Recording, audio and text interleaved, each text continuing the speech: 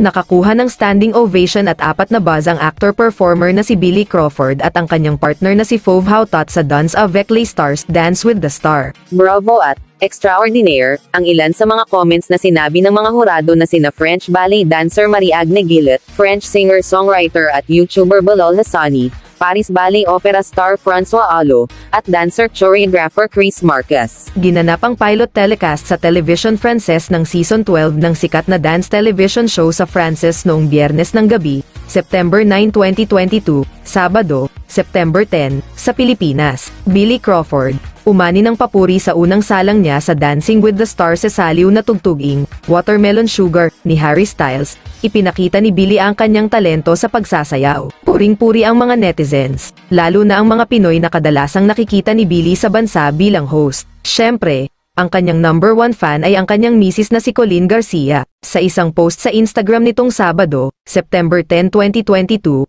proud na ibinahagi ng aktres ang emotional moment ni Billy matapos makakuha ng survey reviews after ng performance nila ni Fauve, na isang French dancer at choreographer. Caption ni Colleen, sobrang proud, heart emoji, congratulations at Billy Crawford at Fauve Hautot. Nagpost din ang dance partner ni Billy na si Fauve sa Instagram ng Polaroid photo nila ni Pinoy performer, kasama ang pasasalamat. Caption niya, Polaroid of a first day of rehearsal, Season 12 at Billy Crawford. Great pleasure to dance with you and learn to discover you at Danse avec les Stars. Noong August 22, 2022 ay tumulak si Billy sa France para sa Augustines Festival ng Fos-sur-Mer, kung saan naging mainit ang pagtanggap sa kanya ng bansang itinuring niyang pangalawang tahanan, Billy Crawford. Mainit ang pagtanggap sa pagbabalik niya sa France samantala. Sa comment section ng post ni Colleen ay bumuhos ang suporta at papuri ng kanyang mga kaibigan at kapwa celebrities.